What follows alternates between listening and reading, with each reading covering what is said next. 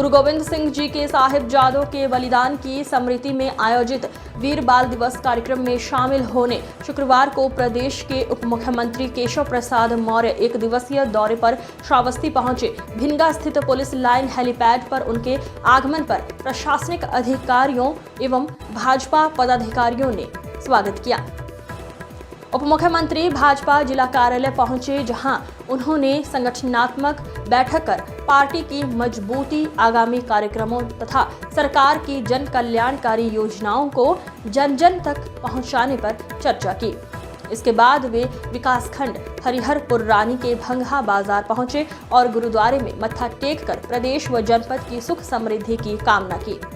ग्राम चौपाल एवं स्वयं सहायता समूहों के साथ संवाद कार्यक्रम में उप मुख्यमंत्री ने मनरेगा को लेकर बड़ा ऐलान किया। उन्होंने कहा, भाजपा सरकार मजदूरों के हित में मनरेगा के तहत अब 100 के बजाय 125 दिन का रोजगार उपलब्ध कराएगी।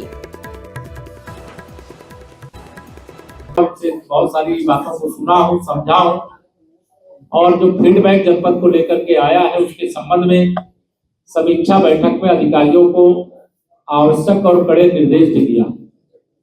हमारी अपेक्षा यही रहती है कि डबल इंजन की सरकार गरीब कल्याण के लिए, किसान उत्थान के लिए, महिला सशक्तिकरण के लिए, युवाओं के उज्जवल भविष्य के लिए समर्पित है। क्योंकि भगवान तथागत बुद्ध की ये धरती है जिस धरती पर 42 देशों के बौद्ध मठ बने, वहां पर्यटन की अपार संभावनाएं। हम लोग रोजगार के लिए पर्यटन को पर्याय मानते हैं और यहाँ चाहे रेल नेटवर्क हो, चाहे हवाई नेटवर्क हो, रोड नेटवर्क हो, इसको मजबूत करने में हमारी सरकार ने प्राथमिकता प्रदान की। आज ग्राम चौपाल का भी आयोजन हुआ और ग्राम चौपाल बहुत सफलतापूर्वक संपन्न हुई। हम प्रदेश के 826 ब्लॉकों के 2-2 ग्राम सभाओं को भी आज लाइव जोड़े थे और इस चौपाल के माध्यम से जी राम जी जो कानून नया मनरेगा के बाद बना है, जिसके कारण से अब रोजगार और विकास की दोनों संभावनाएं बढ़ी हैं। हमारी सरकार का यही प्रयास है कि किसान अगर धान बेचना चाहे, खरीफ की फसल बेचना चाहे तो उसको बेचने में कोई असुविधा ना हो, बुआई करने के लिए उसको खाद की कोई समस्या ना हो, निराश्रित गौवंश सड़क पे छुट्टा ना घूमे और रोजगार के अवसर निरंतर बढ़ते रहे। महिला सशक्तिकरण के लिए हमने समूहों की शक्ति बढ़ाने का काम, समूहों की संख्या बढ़ाने का काम करने का आज यहाँ पर निर्देश दिया है। और यह भी कहा है कि जो पिछली बैठक, जैसे प्रभारी मंत्री की बैठक लेते हैं तो उस बैठक में क्या निर्देश दिया गया, उसमें क्या अनुपालन हुआ, इसको ध्यान रखें। और आज जो मैंने निर्देश दिया है, 1 सप्ताह का समय दिया है, जो कार्य करने लायक उनको पूरा करेंगे। हर घर नल से जल, प्रधानमंत्री आवास, मुख्यमंत्री आवास, जो पात्र लोग हैं उनको पेंशन, जो हमारे आयुष्मान कार्ड के लाभार्थी उनको उसका लाभ, जो प्रधानमंत्री गरीब कल्याण अन्न योजना का राशन के अधिकारी उनको राशन, सब गुणवत्तापूर्ण ढंग से बढ़े और हमारी शिक्षा व्यवस्था भी ठीक ढंग से यहाँ पर संचालित हो।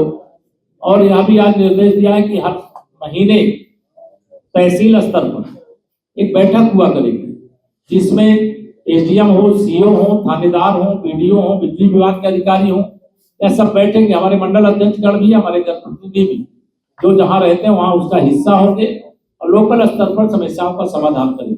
मैं लगातार ये कहता हूं कि हमारा कार्यकर्ता डिप्टी सीएम से कम नहीं है। इसलिए कोई कार्यकर्ता अगर कुछ बात बताता है तो उसको उसी सम्मान के साथ सुने और समाधान करें। कार्यकर्ता का सम्मान भी ध्यान रखें, जनता की सेवा का भी ध्यान रखें।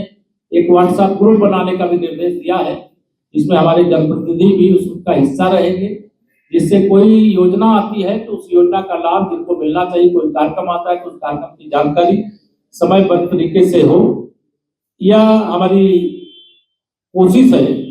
साथ ही 10-10 गांव जहां हर घर नल से जल पहुंचाने के लिए संक्षिप्त बताया गया है, वहां कोई जिला स्तर का अधिकारी जाकर के फिजिकल वेरिफिकेशन करेगा कि हर घर नल से जल पहुंच रहा है कि नहीं पहुंच रहा है।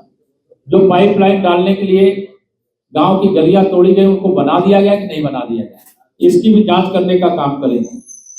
जहां कहीं पर भी रोजगार के लिए किसी की जरूरत है तो उस जरूरत को पूरा करने में 1 भी मिनट की देरी न लगे, यह भी आज मैंने यहाँ पर निर्देश दिया है।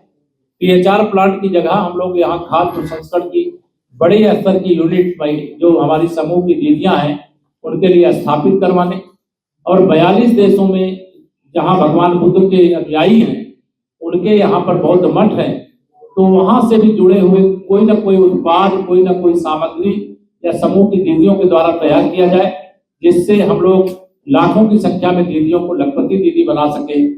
यह हमारा प्रयास है। इतना मुझे कहना। दूसरा, आज वीर बाल दिवस है।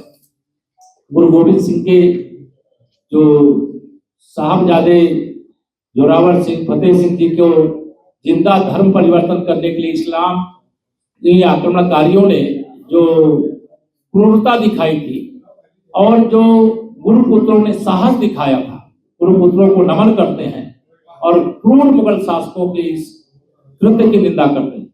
आज का समय होता तो तुष्टीकरण की राजनीति करने वाली कांग्रेस और समाजवादी पार्टी तुरंत कहती ये तो संघ और भाजपा का मामला है, लेकिन ऐसा अत्याचार, ऐसी मानसिकता इन लोगों की पहले से भी रही है। यह भी मैं आपके सामने कह के जाऊंगा कि 2027 में हम लोग 2017 से बड़ी विजय उत्तर प्रदेश में प्राप्त करके तीसरी बार सरकार बनाएंगे, ये हमें पूरा विश्वास है। और श्रावस्ती जनपद को और अधिक चमकाएंगे, यह हम यहाँ पर कहकर